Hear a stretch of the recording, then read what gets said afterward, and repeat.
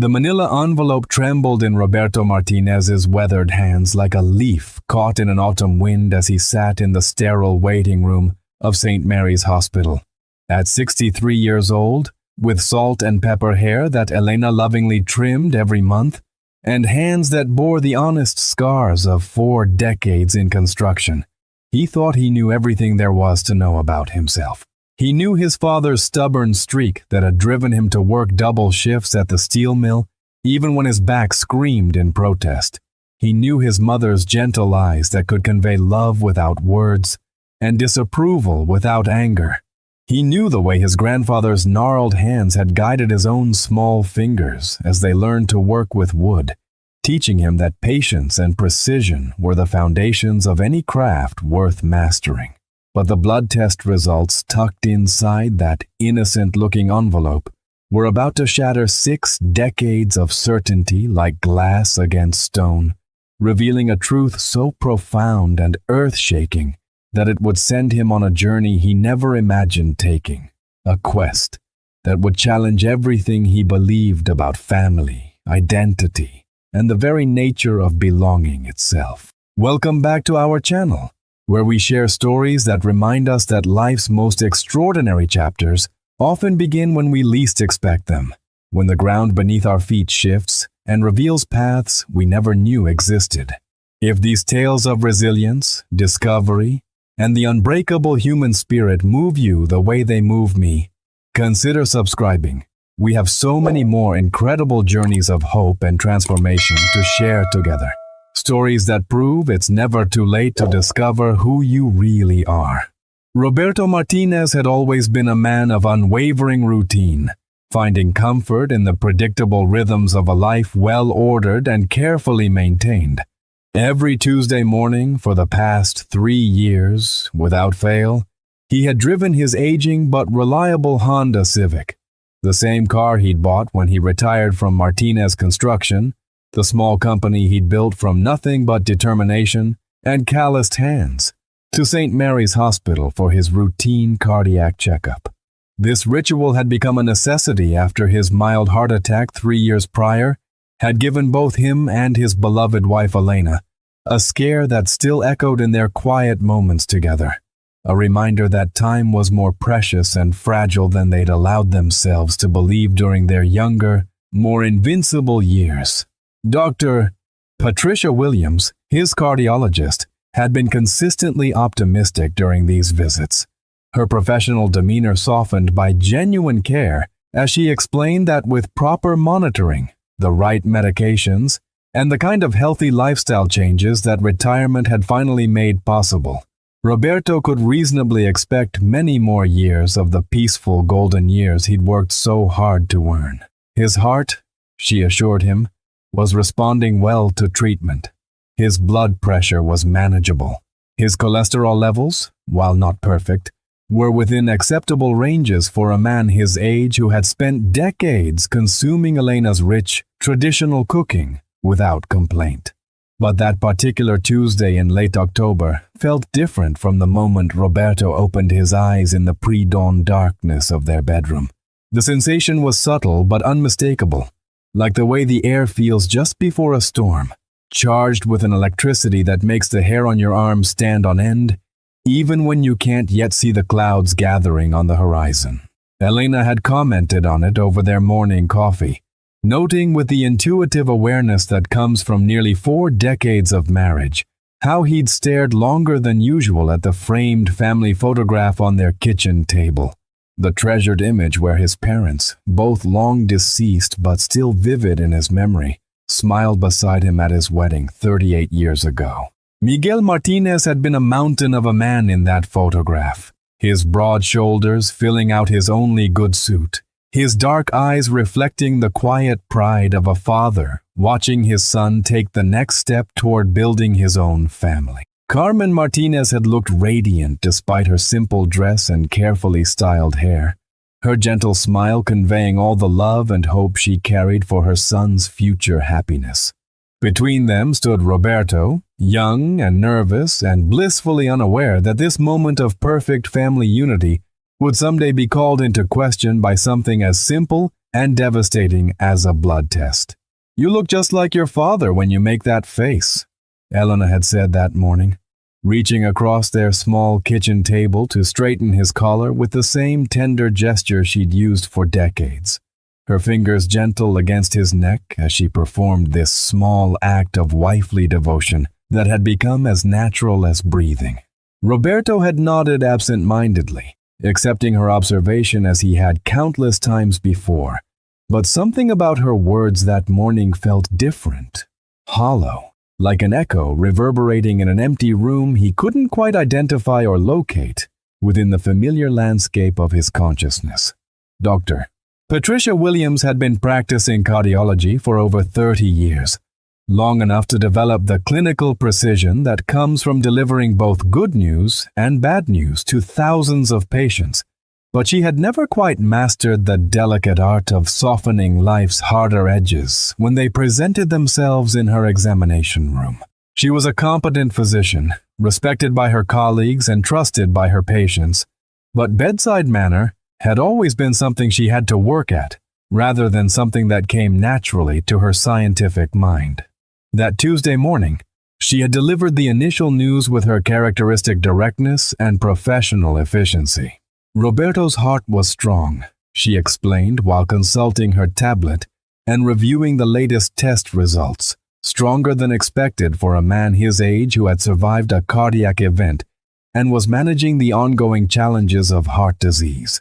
His EKG showed steady rhythms, his stress test results were encouraging, and his overall cardiovascular health appeared to be stable and well managed through medication and lifestyle modifications.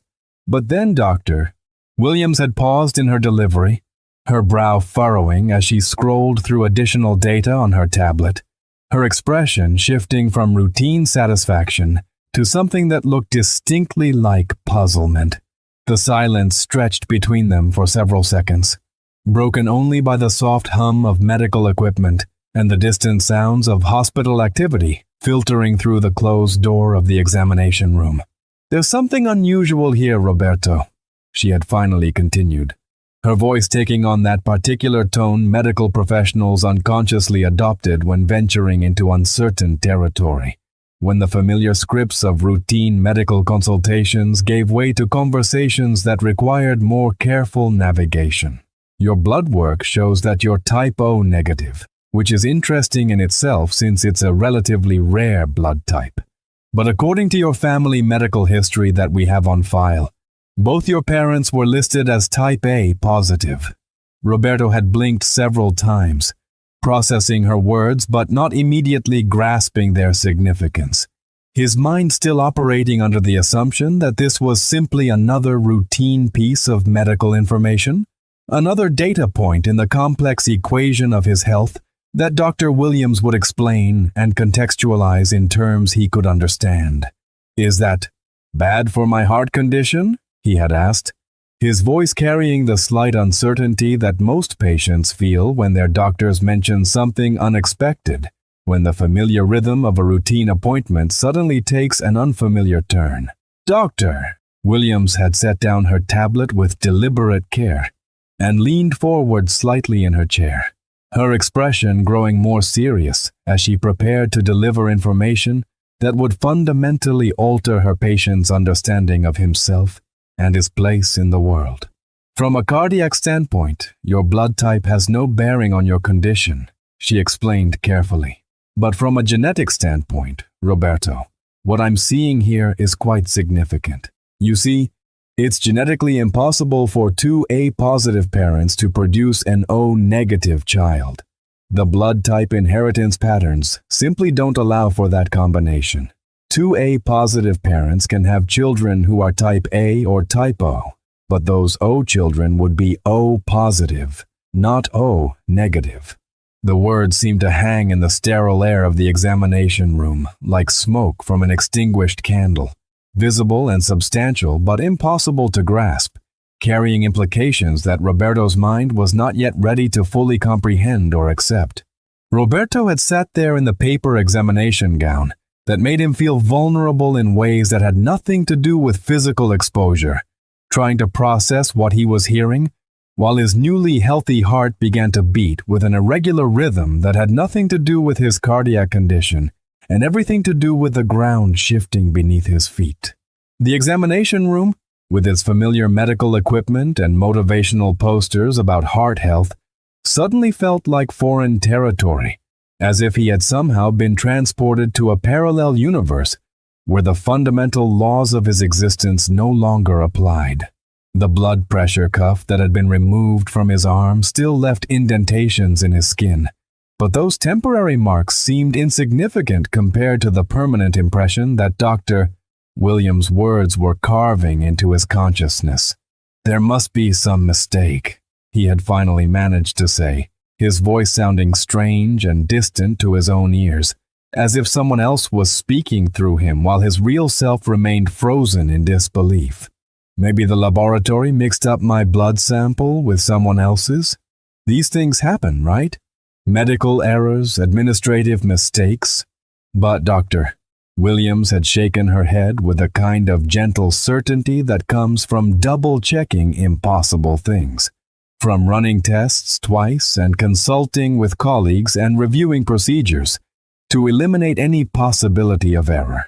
"We ran the blood work twice, Roberto, using 2 separate samples drawn on different days. Both tests showed identical results. Your blood type is definitively O negative, and the genetic science behind blood type inheritance is very well established and completely reliable. There's no ambiguity or room for interpretation in these results." She had paused then, her clinical training warring with her human instinct to soften the blow of life-changing revelations. "Roberto, I need to ask you directly. Have you ever considered the possibility that you might have been adopted? Or that your family situation might be more complex than what's reflected in your official medical records?" The question had landed like a physical blow, knocking the breath from Roberto's lungs and leaving him struggling to find words that could adequately respond to such a fundamental challenge to everything he had believed about himself. Adoption? The word felt foreign and impossible, like a term from someone else's life, someone else's story, someone else's complicated family dynamics. The drive home from the hospital that afternoon passed in a blur of familiar streets that suddenly seemed to belong to a different world, as if Roberto was navigating through a neighborhood he had never seen before, despite having lived there for over 20 years. Every landmark, the corner grocery store where he bought his morning newspaper, the gas station where he filled his Honda every Thursday, the park where he and Elena had taken their evening walks for years, looked the same but felt fundamentally altered, viewed through the lens of questions that had never existed before that morning. His hands gripped the steering wheel with unnecessary force, his knuckles white against the worn leather that had been shaped by years of his touch, as if the familiar sensation of driving could anchor him to some sense of normalcy in a world that had suddenly become unmoored from everything he thought he knew about himself and his place within it.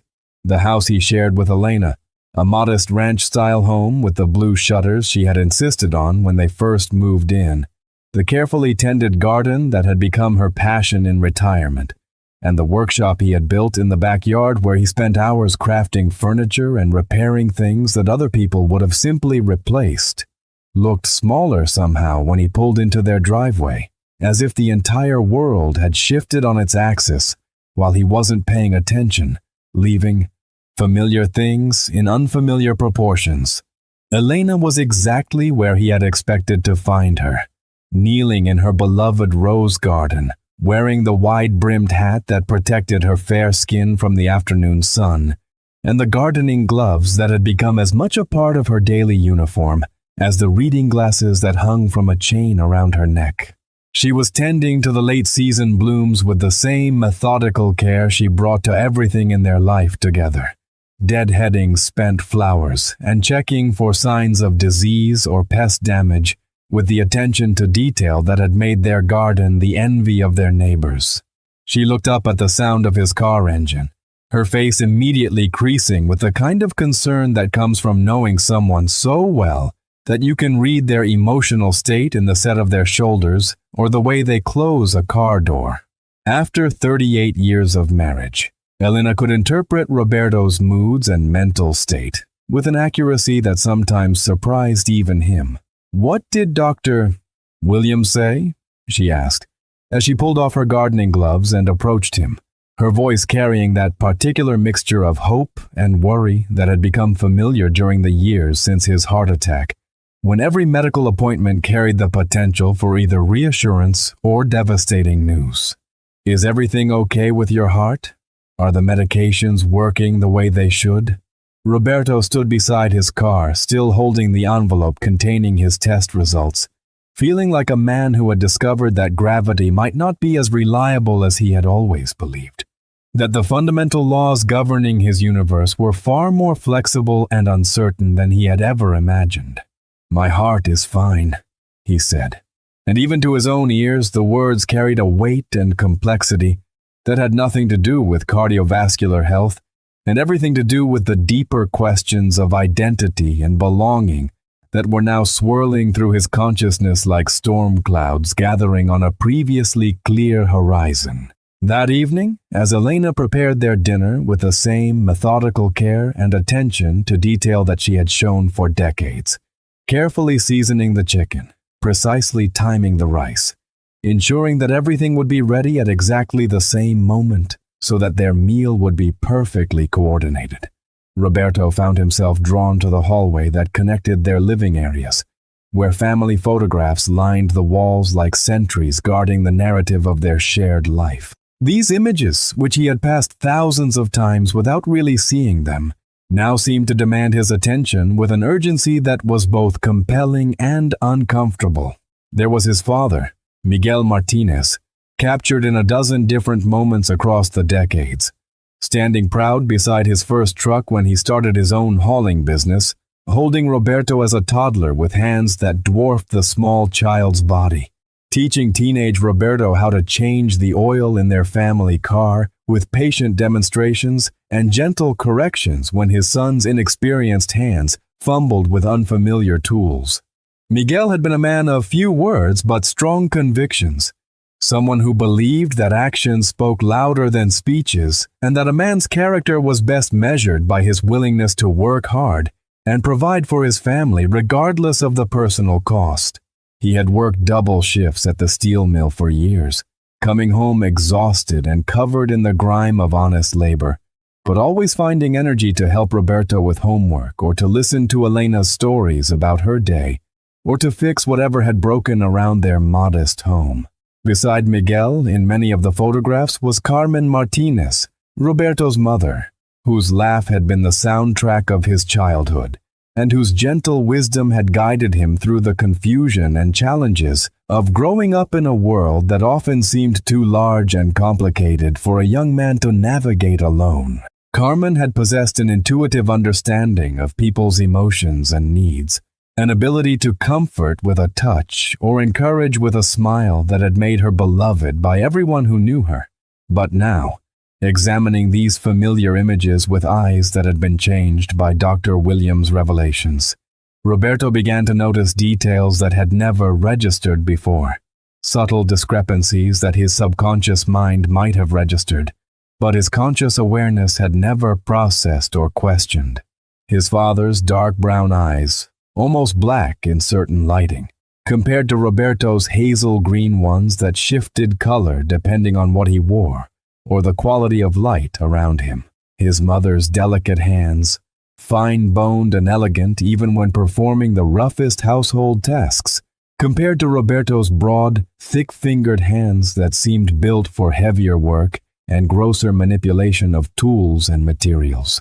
The way he stood in every family photograph, a full 3 inches taller than either parent, a height difference they had always attributed to good nutrition and modern living, and the advantages your generation has that we never did. These details, which had never seemed significant during all the years when his identity was unquestioned and secure, now felt loaded with meaning and possibility, like clues to a mystery that had been hiding in plain sight for his entire life. "I think I might be adopted," Roberto said over dinner that evening, the words falling into their quiet dining room like stones dropped into still water, creating ripples that would spread far beyond the initial impact. Elena's fork, laden with the arroz con pollo that she had been perfecting since their early married days, and that had become one of the comfort foods that defined their shared domestic life, paused halfway to her mouth. She set it down with deliberate care, her movements becoming careful and measured in the way they always did when she was processing something significant, when her mind was working through implications and possibilities that required her full attention. "What makes you think that?" she asked, her voice maintaining its characteristic calm, but her eyes sharpening with the focused attention that Roberto had learned to recognize over the decades as a sign that Elena was shifting into a more serious mode of conversation, when casual chat gave way to the kind of deep discussion that could alter the course of their shared understanding. Roberto explained about the blood types, about Dr. Williams' gentle but unambiguous explanation of genetic impossibilities that had turned his world upside down in the span of a single medical consultation. As he talked, he watched Elena's face cycle through a series of expressions, surprise giving way to confusion, confusion melting into something that looked almost like recognition, and finally settling into what appeared to be a mixture of concern and something that puzzled him, because it looked almost like relief. "You know," Elena said slowly when he had finished his explanation, her voice carrying the careful consideration of someone who was choosing her words with unusual precision, "there were always little things that made me wonder. Small details that didn't quite fit the family narrative but weren't significant enough to question directly." Roberto felt his heart skip, not from his medical condition, but from the sudden realization that the ground beneath his feet was even less solid than he had already discovered, that the foundations of his identity were more thoroughly undermined than even Dr. Williams's revelations had initially suggested. "What kind of things?" he asked, though part of him was afraid to hear the answer, afraid to discover that the signs of his different origins had been visible to others, even when they had been invisible to him. Elena reached across their small dining table and took his hand in both of hers, her thumbs tracing the familiar lines and calluses of his palm, as if she was reading a map she had memorized long ago, but was seeing with new understanding for the first time. "The way you never really looked like them," she said, her voice gentle but honest. "Not just individual features, but the deeper resemblance that children usually share with their parents. The genetic echoes that make family relationships obvious even to strangers. I always noticed that you didn't have that kind of clear physical connection to Miguel and Carmen, but I assumed it was just one of those genetic quirks that sometimes happen." She paused, clearly debating whether to continue, weighing the potential impact of revelations that she had apparently been carrying for years without sharing them. "And there were other things," she continued. "The way your mother would sometimes get this distant, almost melancholy look when you would ask questions about when you were a baby, about your early childhood, about family history. It was subtle, but I noticed it because I was studying her so carefully during those early years, when I was trying to understand the family I was marrying into." Roberto listened with growing amazement, realizing that Elena had been observing and cataloging details that had escaped his own notice, seeing patterns and connections that his emotional proximity to the situation had made invisible to him. "And then there was your father's funeral," Elena continued, her voice dropping slightly, as if she was sharing a confidence that she had kept locked away for years. "Do you remember that woman who came up to you afterward? The elderly lady with silver hair who kept staring at you like she was seeing a ghost, or trying to solve a puzzle that had been bothering her for years?"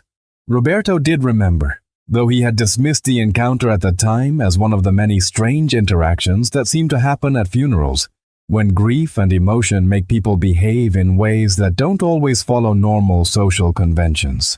"She asked if you were Miguel's son," Elena recalled, "and when you confirmed that you were, she got this expression on her face like she wanted to say something else, something important, But then she seemed to change her mind and just walked away without another word. I always wondered what she had been about to tell you. Sleep became an elusive companion for Roberto that night, and many nights that followed. He lay beside Elena in the bed they had shared for decades, listening to the familiar rhythm of her breathing while his own mind raced through possibilities and implications that seemed to multiply rather than resolve as he examined them from different angles. The digital clock on Elena's nightstand marked the slow passage of hours with red numbers that seemed to mock his inability to find rest, to find peace with the questions that Dr. Williams' revelation had unleashed in his consciousness. Every time he closed his eyes, he found himself wondering about the woman who had given birth to him, about the circumstances that had led to his placement with Miguel and Carmen, about the family and heritage and genetic legacy that remained completely unknown to him. By morning, as the first gray light of dawn began to filter through their bedroom curtains, Roberto had made a decision that felt both inevitable and terrifying in its implications for the carefully ordered life he and Elena had built together. He would search for the truth about his origins, whatever that truth might be and wherever that search might lead him. The public library, which had always been Roberto's sanctuary during his working years, a place where he could escape the noise and chaos of construction sites and lose himself in books about woodworking techniques or home repair or the biographies of men who had built things that lasted, now became his research headquarters, the command center for an investigation into his own identity that would test his patience, his determination, and his emotional resilience in ways that 4 decades of physical labor had never challenged him. Mrs. Eleanor Patterson, the head librarian who had helped him locate repair manuals and home improvement guides for years, seemed to understand without being told that his current project was fundamentally different from his previous research needs. There was something in his manner, perhaps, or in the way he approached her reference desk with questions that were more personal and urgent than his usual requests for information about plumbing repairs or electrical work. Birth records and adoption files can be extremely challenging to navigate, she explained with the gentle expertise of someone who had guided many other searchers through similar journeys of discovery, especially for adoptions that took place in the 1960s. When record-keeping was less standardized and when privacy laws were quite different from what we have today. Many agencies destroyed files after certain periods, and others sealed them permanently to protect all parties involved. Mrs. Patterson showed him how to access the library's digital archives, how to search through databases of birth announcements and obituaries, and marriage records that might contain clues about his biological family. She introduced him to genealogy websites and DNA testing services and support groups for adult adoptees who were attempting to reunite with their birth families.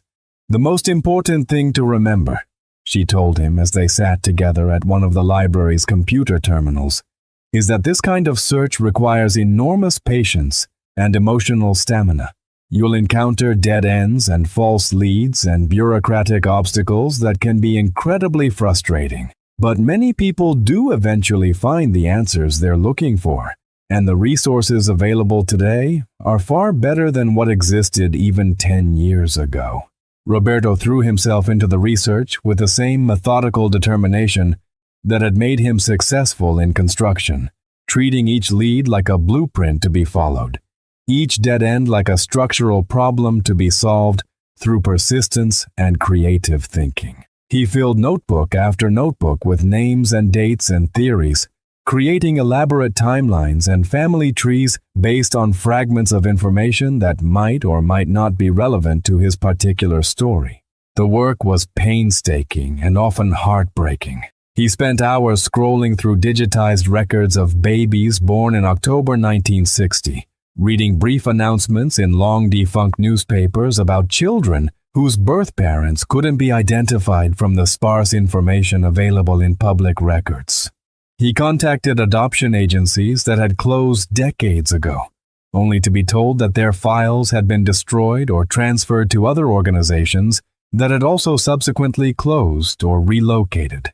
He learned about the complex web of Catholic charities and social service agencies that had managed adoptions in the early 1960s, about the cultural attitudes toward unwed mothers that had shaped the practices and policies of that era, about the legal frameworks that had prioritized secrecy and sealed records over the possibility of future reunification between birth parents and children. Some days the search felt hopeful, when a new lead would emerge or when a genealogy match would suggest a possible connection to explore. Other days it felt overwhelming and futile, when weeks of research would lead nowhere, or when bureaucratic obstacles would block access to information that might have been crucial to understanding his origins. Elena watched her husband transform during these months of searching, noting how the man who had always found satisfaction in concrete problems with clear solutions was struggling to adapt to a quest that seemed to resist his usual approaches to challenge and difficulty. She found him at his computer at all hours, following digital trails that often dissolved under closer examination, pursuing hunches that led to more questions rather than answers.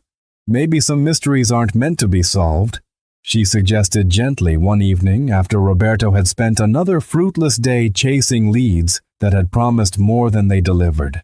But Roberto had become too invested in the search to consider abandoning it, too committed to the idea that somewhere in the maze of records and databases and archived documents was the key to understanding who he really was and where he had come from.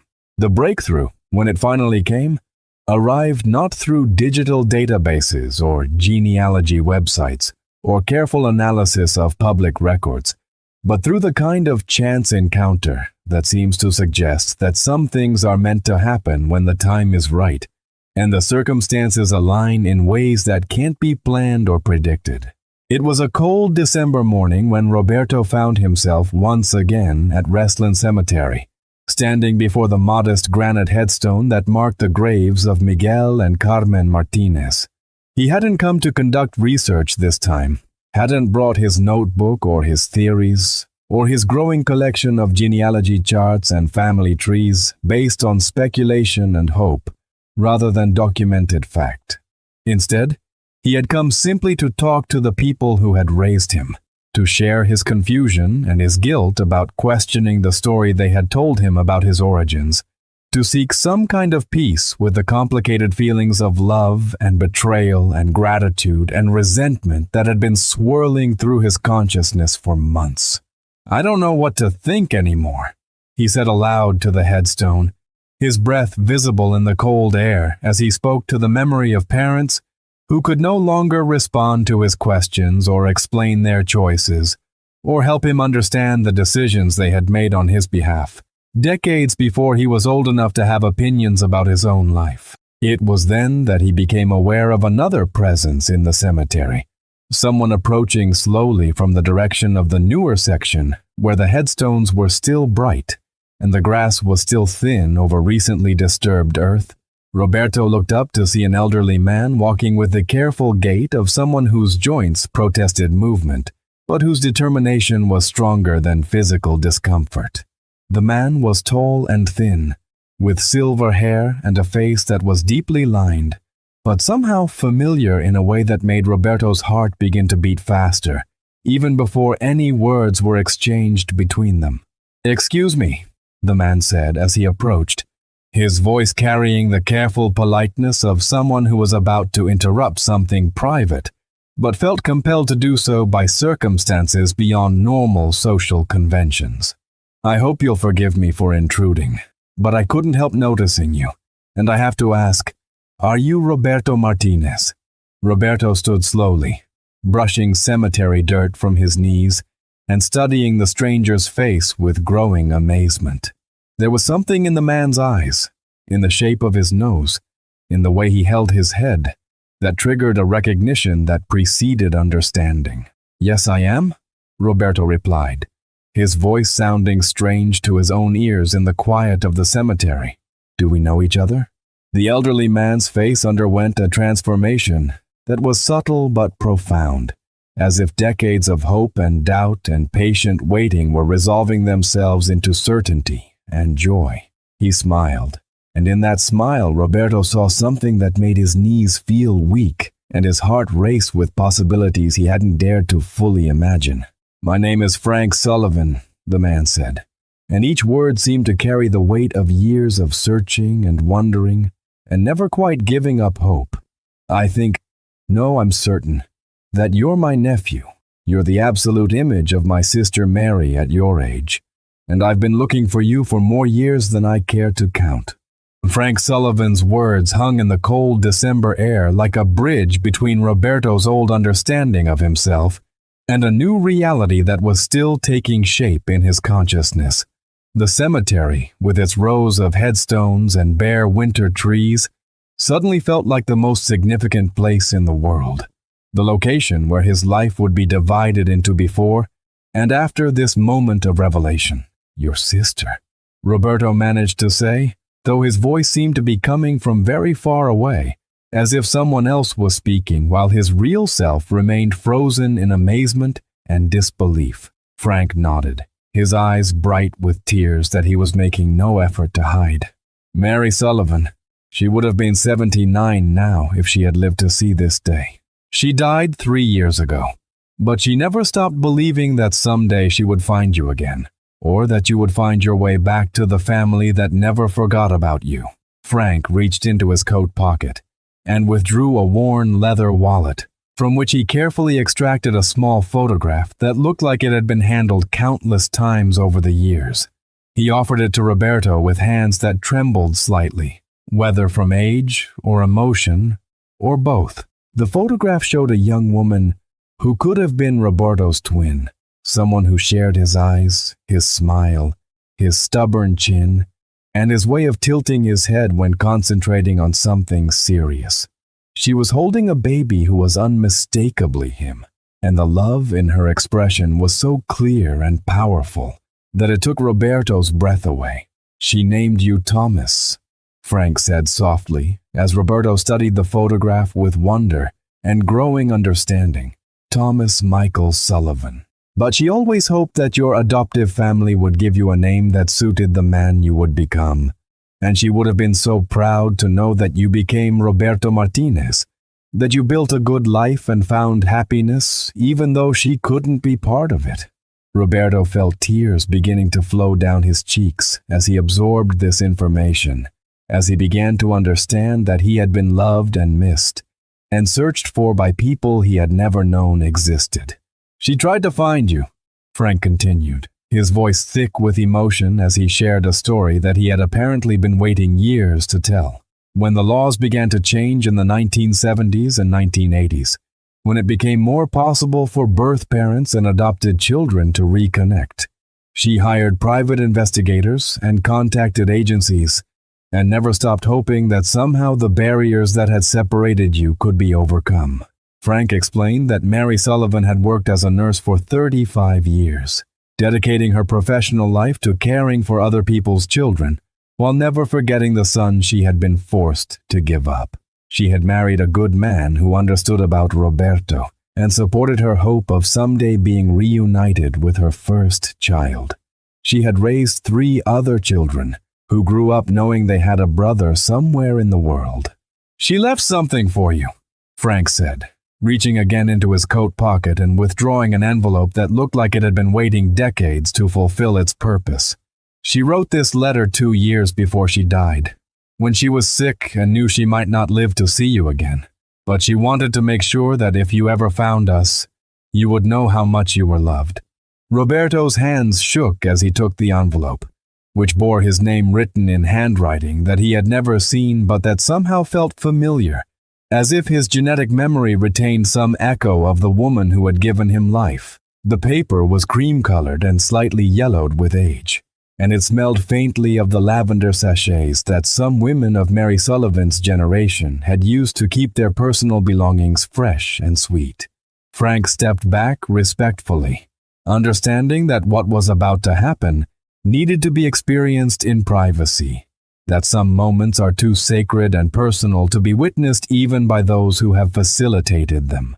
Roberto opened the envelope with careful reverence, his construction-hardened hands surprisingly gentle, as he unfolded the pages of Mary Sullivan's final message to the son she had never stopped loving. The handwriting was careful and elegant, the writing of someone who had taken great care to choose exactly the right words for what might be her only opportunity to communicate with the child she had given away. I became a nurse because I wanted to take care of children, even if they couldn't be you, Mary's letter continued.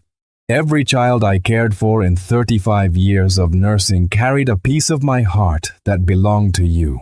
My colleagues often commented that I had a special gift with children, but the truth was that I was practicing, learning how to be the mother I never got to be for you, hoping that somehow the love I gave to other people's children would find its way back to you wherever you were. She wrote about meeting and marrying James Sullivan, a gentleman who had known about Roberto from their first date and had never once suggested that she should forget about her first child or stop hoping for reunion. She described how they had built a family together.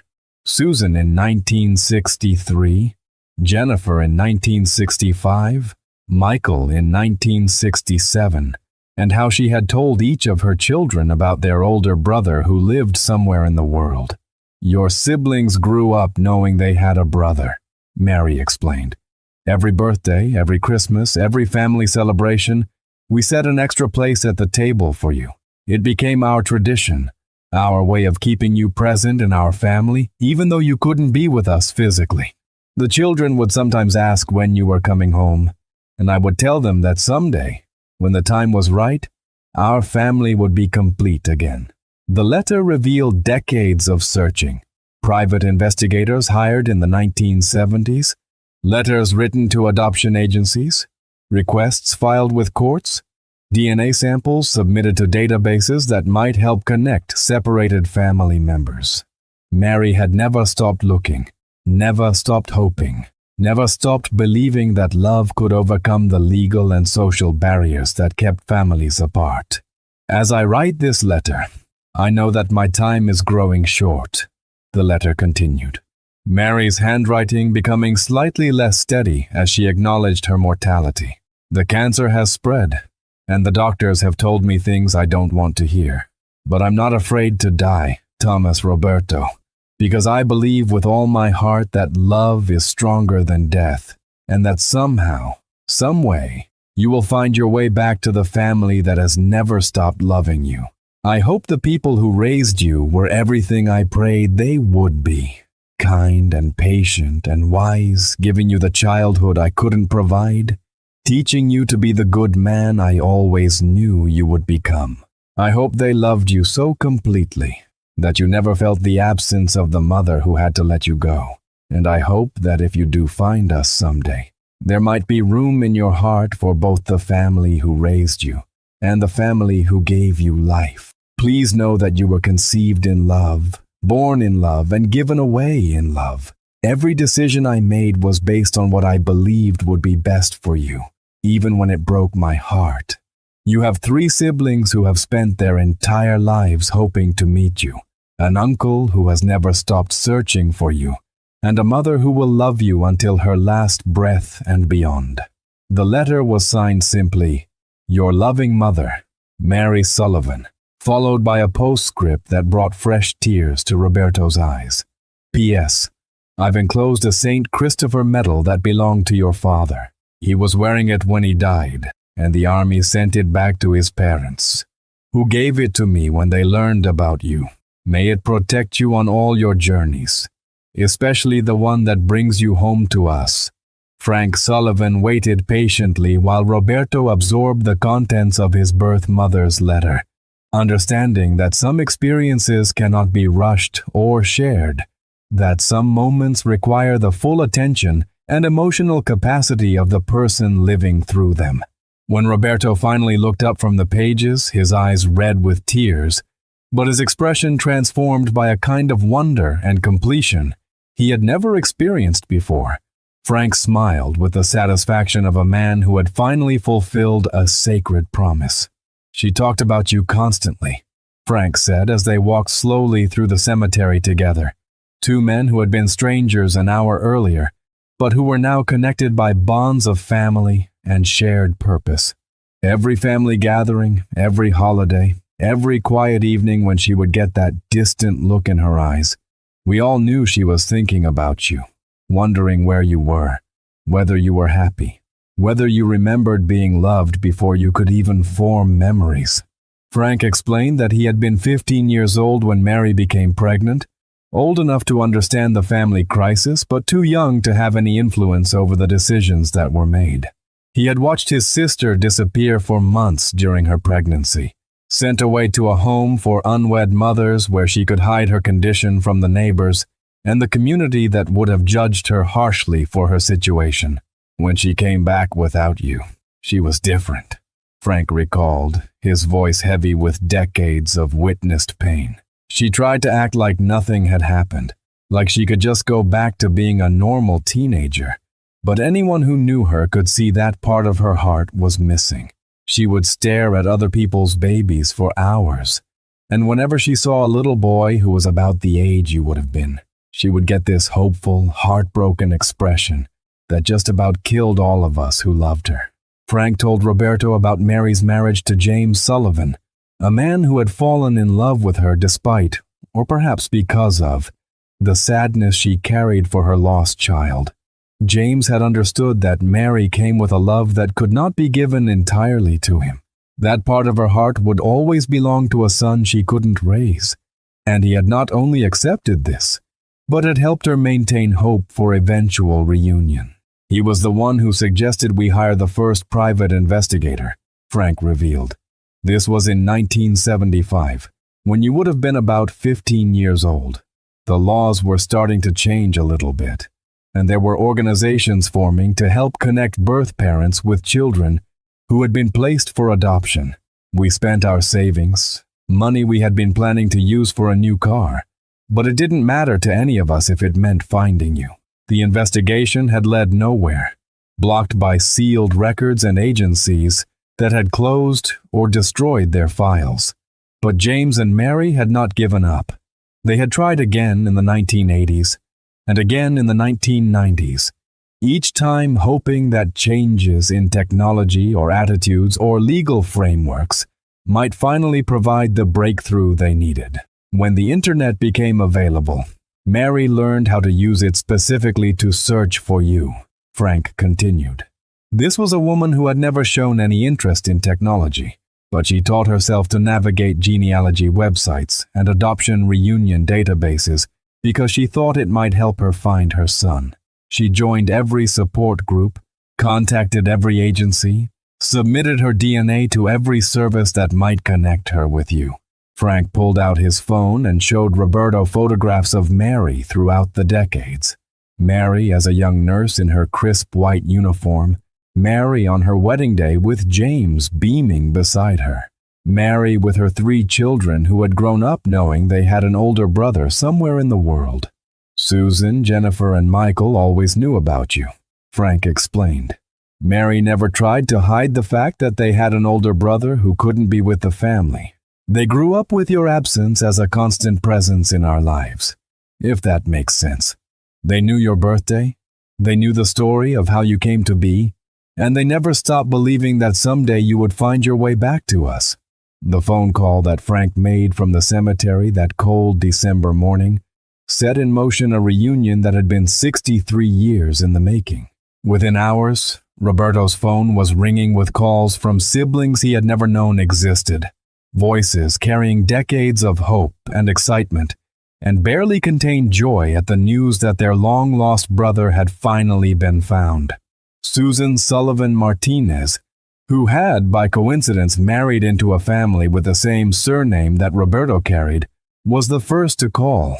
At 58 years old, she was a retired elementary school teacher whose voice carried the same gentle warmth that Roberto remembered from his adoptive mother, but with an underlying excitement that was entirely her own. "Roberto? Thomas?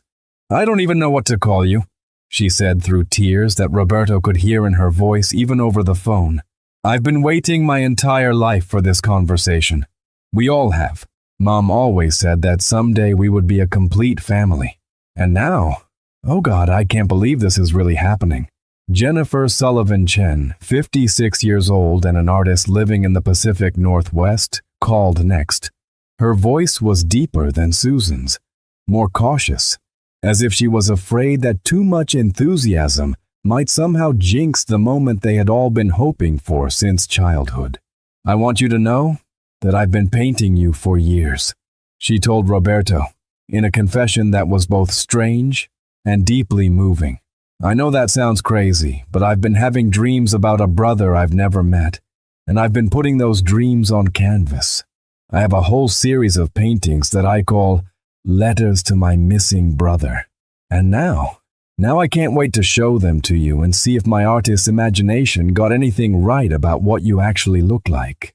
Michael Sullivan, the youngest at 54 and a physical therapist who had inherited Mary's healing touch, was the most emotional of the three when he called. Roberto could hear him struggling to maintain composure as he spoke about growing up as the only boy in a family that had always felt incomplete without the older brother who was supposed to be there. You have to understand, Michael said, that every major event in our lives has been marked by your absence. Every birthday party where we wondered if you were having a good day, too. Every Christmas morning when we looked at the empty chair we always set for you, and hoped that somehow you were opening presents with a family who loved you. Every graduation, every wedding, every time one of us had children and realized that you were becoming an uncle without ever knowing it. The emotional weight of these conversations was almost overwhelming for Roberto, who had lived his entire life as an only child, and was now discovering that he had siblings who had been thinking about him and missing him, and building their identities partially around his absence for 6 decades. Elena watched her husband navigate these calls with a mixture of wonder and concern, understanding that she was witnessing a transformation that would fundamentally alter the man she had married. The Roberto who had awakened that morning was different from the Roberto who was now making plans to meet siblings he had never known existed. "Are you ready for this?" she asked him that evening, as they sat together in their living room, surrounded by the familiar comforts of the life they had built together, but aware that everything was about to change in ways they couldn't fully anticipate. "I don't think anyone could be ready for this," Roberto replied honestly, "but I've spent months wondering who I really am, where I came from, whether there were people out there who might be wondering about me the way I've been wondering about them. And now I know. Now I have answers that I never expected to find, and I have to follow this wherever it leads." 3 days later, Roberto found himself standing outside a suburban home in a neighborhood he had driven through countless times, without ever imagining that it contained pieces of his genetic heritage and family history. Elena squeezed his hand as they approached the front door, her earlier concerns about the search having transformed into the kind of loving support that had sustained their marriage through decades of smaller challenges and adjustments. The door opened before they could knock, revealing a woman who looked like a feminine version of Roberto's own face, someone who shared his eyes and his smile and his way of holding her head when she was experiencing strong emotions. "Roberto," Susan said, though his name came out more as a sob than a word. "Oh my God, you look exactly like Mom did when she was your age. You look exactly like the son she described to us 1,000 times but never got to see grow up." What followed was an embrace that seemed to collapse 63 years of separation into a single moment of connection and recognition. Roberto found himself holding a sister he had never known he had, crying tears that seemed to come from a place deeper than conscious emotion, from some genetic memory of belonging that had been dormant his entire life, but was now awakening with overwhelming force. Jennifer and Michael arrived within minutes of each other, both carrying photo albums and artwork and decades of accumulated memories about the brother they had never stopped hoping to meet. The family resemblance was unmistakable and profound. Not just individual features, but the deeper genetic signatures that mark people as members of the same tribe, the same bloodline, the same story. "This is so surreal," Jennifer said as they gathered in Susan's living room, studying each other's faces and gestures and mannerisms with the fascination of people discovering that they were not unique in the world, that there were others who shared their genetic blueprint and family characteristics. "I mean, I've been imagining this moment since I was 5 years old, but the reality of it is so much more intense than I ever expected." Michael, as the family's designated keeper of memories and documentation, had brought boxes of photographs and documents that told the story of the Sullivan family across the decades. He spread them across Susan's coffee table like pieces of a jigsaw puzzle that was finally finding its complete picture. "These are all the places where you should have been," he explained as he showed Roberto image after image of family gatherings, holiday celebrations, milestone moments, and ordinary days that had been marked by the absence of their older brother. "Every one of these photos has an empty space where you were supposed to be standing, sitting, laughing with us."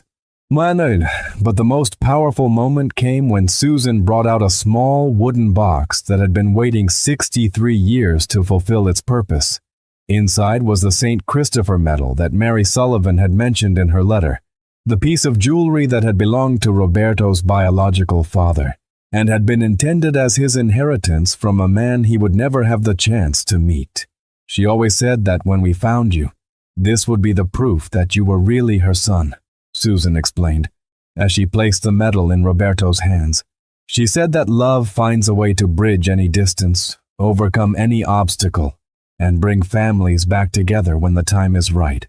Amornige, Roberto held the medal, feeling its weight and warmth, understanding that he was touching something that had belonged to his biological father, something that connected him not just to Mary Sullivan, but to a man named Michael O'Brien, who had died in Vietnam before learning that he was going to be a father. As the weeks and months passed following his reunion with the Sullivan family, Roberto discovered that finding his biological relatives had not diminished his love and respect for Miguel and Carmen Martinez, but had instead expanded his understanding of the different forms that family love could take and the various ways that people could belong to each other. Miguel and Carmen had chosen him deliberately and consciously, making the decision to build their family through adoption with the kind of intentional commitment that biological parents don't necessarily have to make. They had given him their name, their values, their work ethic, and their unshakable belief that family was something you built through daily choices and consistent love, rather than something you inherited through genetic accident. But Mary Sullivan had given him life itself, and then had made the ultimate sacrifice of letting him go so that he could have opportunities and advantages that she, as a teenage single mother in 1960, could never have provided. She had spent the rest of her life proving that a mother's love doesn't require proximity to persist, that the bonds between parent and child can survive decades of separation and uncertainty. The Sullivan siblings, meanwhile, had given him something he had never known he was missing: the experience of belonging to people who shared his genetic heritage, who understood him on levels that had nothing to do with learned behavior or cultural adaptation and everything to do with the mysterious connections that tie people together through blood and DNA. Roberto found himself scheduling regular visits with his newfound family, while maintaining his established relationships with Elena's relatives and the friends who had become like family during his decades in the community. His social calendar, which had been relatively simple during his retirement years, suddenly became complex with birthday parties and holiday gatherings and casual dinners with people who were simultaneously strangers and intimately familiar. Elena adapted to these changes with the grace and flexibility that had characterized her approach to marriage and family throughout their relationship. She embraced Roberto's siblings as if they were her own newfound relatives, involving herself in their lives and making space in their home for the photographs and mementos that Roberto was accumulating as he learned about his biological family's history and traditions. "It's like we suddenly have a bigger family," she observed one evening as they prepared to attend Jennifer's art show, where several of her letters to my missing brother paintings would be displayed publicly for the first time. I always wondered what it would be like to have sisters-in-law and a brother-in-law, and now I get to find out.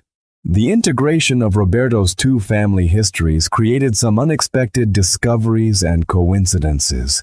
Susan's husband turned out to have worked construction in the same areas where Roberto had built some of his most significant projects, though they had never crossed paths professionally.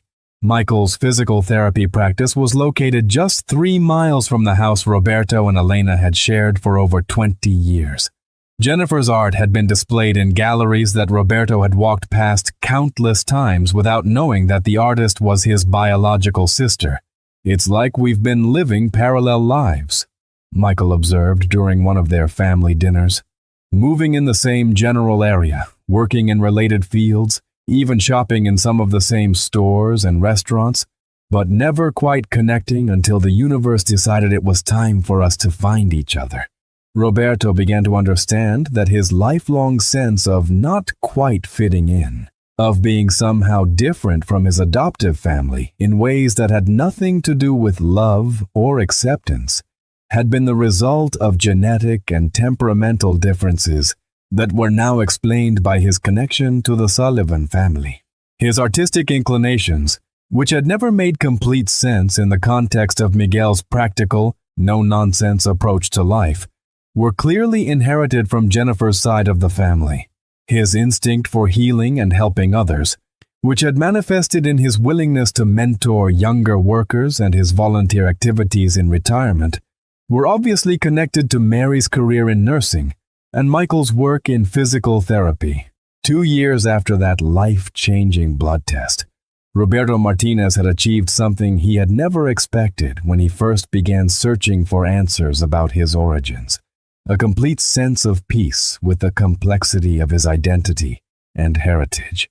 He had learned to hold space for all the different aspects of who he was, understanding that identity was not a single truth to be discovered, but a collection of truths that could coexist and complement each other. He was simultaneously the son of Miguel and Carmen Martinez, who had raised him with love and dedication and given him the foundation for a successful and meaningful life, and the son of Mary Sullivan and Michael O'Brien, who had given him life and genetic heritage, and a biological family that had never stopped loving him despite decades of separation.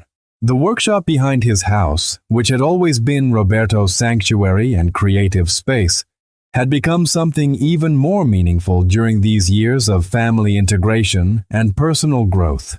He had begun creating memory boxes for other adult adoptees who had successfully reunited with their biological families.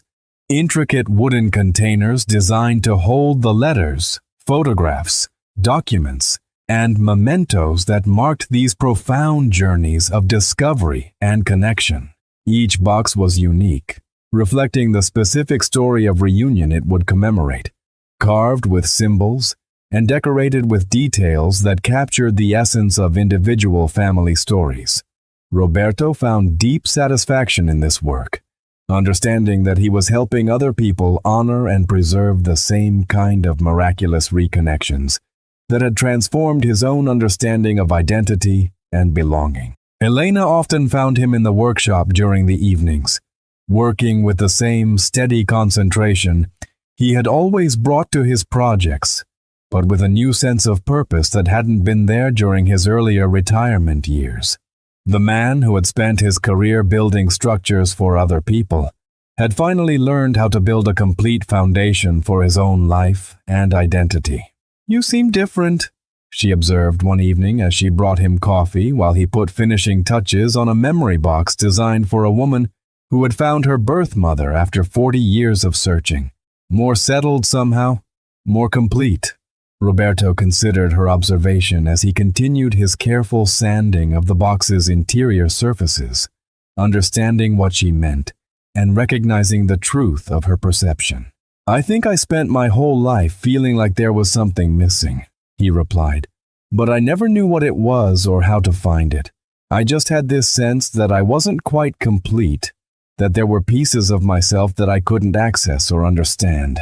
And now, he paused in his work and looked up at Elena, this woman who had loved him through decades of marriage and supported him through the challenging journey of discovering his full identity. Now I know that I was already exactly who I was supposed to be, he continued.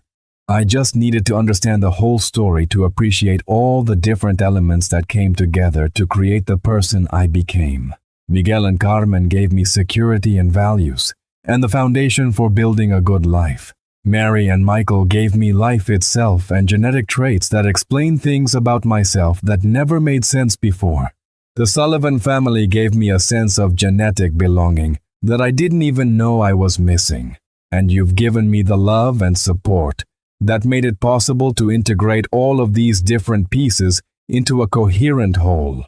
Roberto had also legally changed his middle name to Thomas, honoring the name that Mary Sullivan had given him while keeping Roberto as his primary identity, reflecting the man he had become through the love and guidance of his adoptive family. His full name was now Roberto Thomas Martinez, a combination that acknowledged both his origins and his upbringing, both the family that had given him life and the family that had raised him to adulthood. At family gatherings that now included both Martinez relatives and Sullivan relatives, Roberto was often struck by the miraculous nature of the journey that had brought them all together. The blood test that had started his search for truth now seemed less like a medical accident, and more like destiny revealing itself according to its own mysterious timeline. During quiet moments, Roberto sometimes reflected on the woman at Miguel's funeral, who had stared at him with recognition and seemed to want to tell him something important before walking away without speaking. He wondered if she had been connected to Mary Sullivan's family, if she had recognized genetic traits that he had been carrying unknowingly his entire life, if his reunion with his biological family might have happened years earlier, if he had been brave enough to pursue that strange encounter. But he had learned to be grateful for the timing of his discovery, rather than regretful about its delay. At 63, he had been mature enough to handle the emotional complexity of dual family loyalties, established enough in his own life to reach out to biological relatives without losing his sense of self, and wise enough to understand that finding his birth family was not a rejection of his adoptive family, but an expansion of his capacity for love and connection. The envelope that had trembled in his hands that Tuesday morning at St. Mary's Hospital had contained more than blood test results that challenged his understanding of his genetic heritage. It had contained the key to discovering that identity was not a single, simple truth to be uncovered, but a beautiful and complex tapestry, woven from multiple sources of love, influence, and connection. Roberto Martinez had lived 63 years believing he knew exactly who he was, and the blood test had revealed that his identity was actually far more rich and multifaceted than he had ever imagined. He had been blessed not with one family, but with two families who had loved him in different ways and for different reasons, each contributing essential elements to the man he had become. And sometimes, he had learned, the most beautiful discovery is not finding out that you were someone different than you thought you were, but finding out that you were exactly who you were meant to be, shaped by more love, more sacrifice, more hope, and more determination than you had ever dared to imagine possible. In the end, Roberto Thomas Martinez understood that family is not defined by genetics alone, or by legal adoption alone, but by the mysterious alchemy of love, commitment, sacrifice, and hope that transforms strangers into relatives and creates bonds that can survive decades of separation and uncertainty. Some truths are worth waiting 63 years to discover, and some journeys are worth taking, even when you don't know where they will lead, because the destination is always less important than the love you find along the way. My dearest Thomas Roberto. The letter began, "If you are reading these words, then God has finally answered the prayer I have said every single day for more than 50 years. I don't know if you will ever be able to forgive me for giving you away, But I hope with all my heart that you will understand I was only 17 years old, unmarried, and absolutely convinced that I could never provide you with the life you deserve to have." Roberto read slowly, absorbing every word as Mary Sullivan's voice seemed to speak to him across the years, bridging the gap between the life he had lived and the life that might have been. "Your father was a young man named Michael O'Brien," the letter continued, "and he was the kindest, most gentle soul I had ever met. We were planning to be married when he finished his military service, but he was killed in Vietnam 2 months before you were born. He never knew about you, but I like to think that somewhere he knows now, and that he would be as proud of the man you became as I have always been, even though I could only love you from a distance." Mary Sullivan wrote about the shame and pressure she had faced from her family and her community, about the home for unwed mothers, where she had spent the final months of her pregnancy learning to believe that her love for her unborn child was selfish if it prevented her from giving him to a proper family who could provide opportunities she never could. "I held you for exactly 37 minutes after you were born," she wrote. "I counted every second because I knew they would be the only moments I would ever have with you, and I wanted to remember everything. The way your tiny fingers curled around mine, the sound of your breathing, the perfect weight of you in my arms.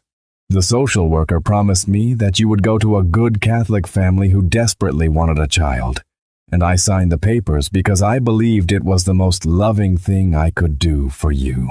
The letter revealed that Mary had tried to reclaim him within 6 months of the adoption, when she had found work and convinced herself she could manage as a single mother. But the legal process had already been completed and could not be reversed. "I want you to know that not a single day passed without me thinking of you, wondering if you were happy, if you were healthy, if the family who adopted you was giving you all the love and opportunities I had dreamed of providing but knew I couldn't. I told myself that as long as you were loved and cared for, my sacrifice had meaning and purpose. But oh, how my heart ached to know for certain that you were all right." Roberto found himself crying openly as he read about Mary Sullivan's decades of wondering and hoping, about the way she had built a life around the empty space where her first child should have been.